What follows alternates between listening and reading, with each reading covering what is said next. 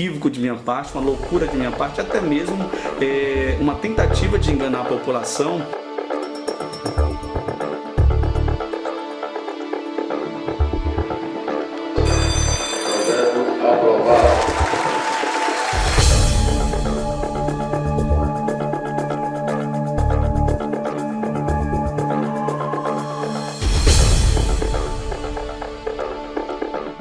Eleito com 1.048 votos, Tiago Souza Mota tem 34 anos e assumirá, a partir de janeiro de 2021, o seu primeiro mandato de vereador pelo Partido Republicanos.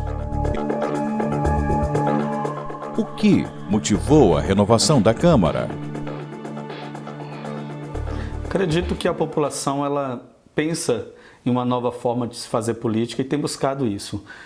Acredito que quando a população não consegue enxergar o resultado do seu voto na urna, ou seja, não consegue ver os políticos em que ela acreditou durante tanto tempo fazendo o trabalho que deveria fazer, a tendência é justamente tentar novas oportunidades, e o que aconteceu foi justamente isso.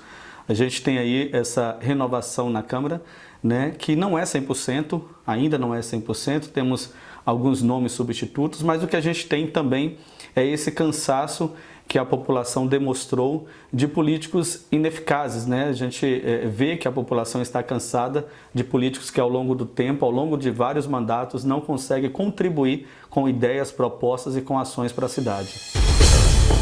O que a sociedade pode esperar do seu mandato? Eu acredito que um mandato participativo, um mandato de participação social. Eu tenho dito e eu reafirmo isso, que o nosso mandato será um mandato de todos. Ao longo da campanha nós falamos sobre essas características que são essenciais para um vereador, que é ter um trabalho prestado para a sociedade, ter ideias, propostas, competência para o cargo, ter também essa causa social que leva com que o candidato faz com que o candidato tenha uma bandeira a seguir, e nós temos tudo isso. Mas o que nós mais prezamos é que é uma política de participação social. Eu acho que o mandato ele não pode seguir sozinho, ele precisa realmente da participação das pessoas, que essas pessoas venham contribuir com sugestões, com ideias, com críticas, fazendo com que a gente possa conhecer a realidade. O seu mandato terá atenção especial em algum tema ao público? Temos, com certeza. Primeiro, nossa bandeira, como eu falei, nós temos uma causa social. Diferente de muitos outros candidatos, nós defendemos, né, bandeiras sociais que nossa campanha já fala sobre isso ao longo de muito tempo. Então, nossa primeira bandeira é, sem dúvida nenhuma, a defesa da juventude, o combate à violência. Esse sempre foi o nosso foco de trabalho, mas nós temos, e por obrigação, e quero aqui deixar muito claro para a população, para a sociedade, a defesa da educação. A educação será uma prioridade em nosso mandato, nós estaremos atentos ao que todas as propostas envolvendo a educação, os professores terão um representante, afinal de contas eu sou professor, então além do combate à violência e da defesa da juventude, temos a educação e a participação social, que serão os nossos 3 focos de mandato. Qual será a sua posição política e o que irá definir as suas decisões e ações na Câmara? O melhor para Eunápolis, sempre. Independente de quem sugerir uma proposta, de quem dá alguma ideia, independente de oposição ou situação, eu acho que o político ele não deve se posicionar dessa maneira. Eu acredito que entre oposição e situação, nós temos que ficar do lado do povo, do lado das pessoas. Então, aquela proposta que for boa para Eunápolis, independente de quem vier, ela vai ter a nossa atenção, vai ter o nosso cuidado. Uma coisa eu deixo claro para a nossa população: nós estaremos sempre atentos àquilo que for bom para a sociedade, para a comunidade eunapolitana. A prefeita eleita terá o seu apoio nas pautas do Legislativo? Com certeza. Como eu disse, não incondicionalmente, né? A prefeita eleita tem a nossa admiração, tem o nosso respeito, tem o nosso apoio em todas as pautas que forem bom para a nossa cidade, em todas as pautas que tiverem realmente o foco de ajudar e contribuir com o desenvolvimento da nossa cidade, que eu acredito que é o que ela pregou ao longo dessa campanha, o que ela pregou ao longo da vida dela e é o que ela vai fazer.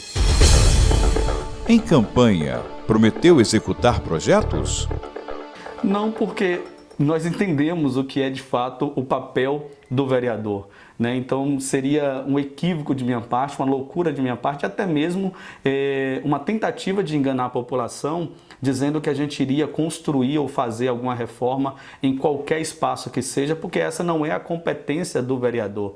O que nós temos, é claro, é o papel de cobrar, o papel de indicar essas obras, mas quem vai fazer isso sempre é o executivo. Quem vai construir, quem vai reformar, quem vai entrar com a mão de obra efetivamente falando, é sempre o executivo. Então as nossas propostas foram sempre pautadas em coisas que cabem ao vereador fazer, né? Com base naquelas 4 principais funções do vereador, que é legislar, indicar, fiscalizar e representar a população. Então, dentro dessas 4 funções do vereador, nós criamos as nossas propostas e temos, claro, muitas ideias e muitas sugestões de indicações para fazer para a prefeita eleita.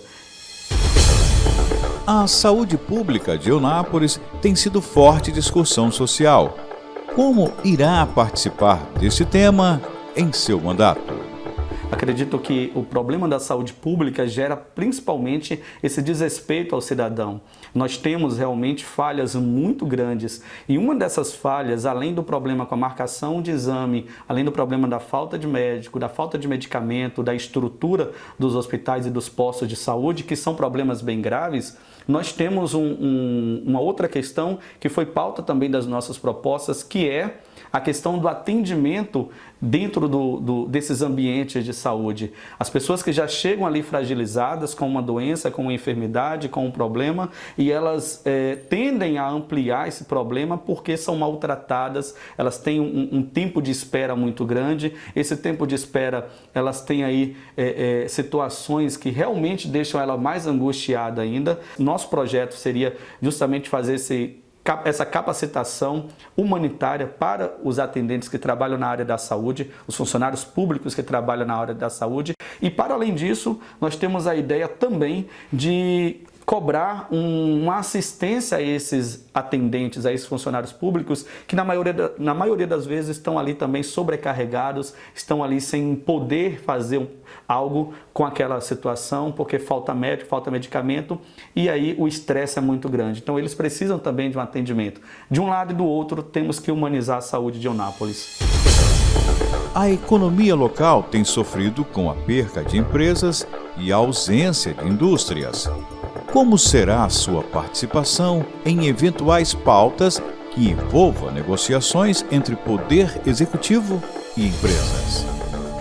E um dos pontos que a gente sempre frisou e que eu sempre bati na tecla é de que nós precisamos realmente de um poder público que negocie com as empresas para atrair essas empresas para Eunápolis e fazer de tudo para que elas permaneçam aqui. Mas em relação à negociação, eu acredito que o que deve haver é a negociação benéfica, saudável, que seja justa para o município e para as empresas. O que não é possível nós aceitarmos é uma negociação que seja feita às escuras, uma negociação que seja feita de forma ilegal e cobrar das empresas parte do lucro dela para elas se instalarem em Eunápolis. E talvez seja por isso que a nossa cidade não tem indústrias grandes, não tenha empresas grandes, porque a gente não sabe como essas negociações foram feitas, né? E isso espanta, isso deixa qualquer empresa assustada, porque não tem como uma empresa ela vir para uma cidade e ter que dividir o seu lucro com